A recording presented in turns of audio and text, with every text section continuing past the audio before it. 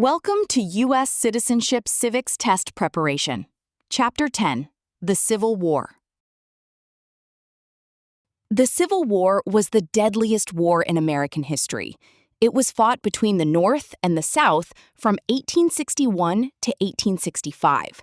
The conflict centered on slavery, the future of the nation, and whether the United States would remain one country. We will explore how the war began, who led the nation, and how it changed American history forever. During the 1800s, many southern states depended on growing crops such as cotton, tobacco, and corn. Large farms relied on the labor of enslaved people to produce these valuable crops, many of which were sold to countries in Europe. As farming expanded, many southern landowners wanted slavery to continue. As the United States expanded westward, many southern slaveholders wanted to move into the new territories with enslaved workers. Many people in the North opposed the spread of slavery. Congress passed laws deciding where slavery would be legal and where it would not. These disagreements increased tensions between the North and the South. Many Americans worked to end slavery and expand civil rights. Frederick Douglass, who escaped from slavery, became a powerful speaker and writer. He called for the end of slavery and equal rights for all people. Susan B. Anthony also opposed slavery. In addition, she fought for women's rights, including equal treatment under the law and the right to vote.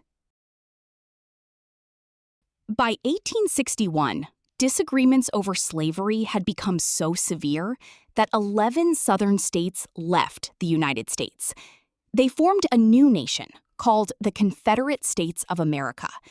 The northern states remained the United States of America, also called the Union. The Civil War had begun.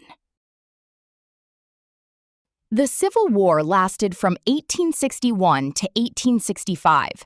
One major cause of the war was slavery. Many southern states wanted slavery to remain legal, while many northern states opposed its expansion. The conflict became a struggle over both the future of slavery and the future of the United States as one nation. During the Civil War, the United States was led by Abraham Lincoln, the nation's 16th president. He served from 1861 to 1865 and guided the country through its greatest crisis. During the war, President Lincoln signed the Emancipation Proclamation. The word emancipation means freedom, and a proclamation is an official announcement. The Emancipation Proclamation declared that enslaved people in most southern states were free. However, many enslaved people were not actually freed until the Civil War ended. In April 1865, the Confederate Army surrendered. The Union, representing the United States, had won the Civil War. The nation remained united, and slavery was coming to an end. Only a few days after the South surrendered, President Abraham Lincoln was assassinated. The word assassinated means being murdered for political reasons. Lincoln did not live to see the country begin rebuilding after the war.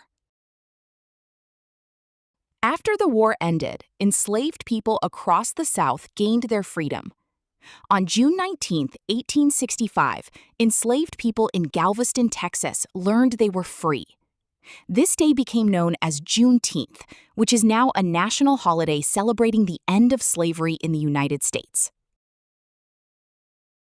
On December 6, 1865, the 13th Amendment was added to the United States Constitution. An amendment is a change to the Constitution. The 13th Amendment permanently made slavery illegal throughout the United States. Let's review the key events. During the 1800s, disputes over slavery divided the nation.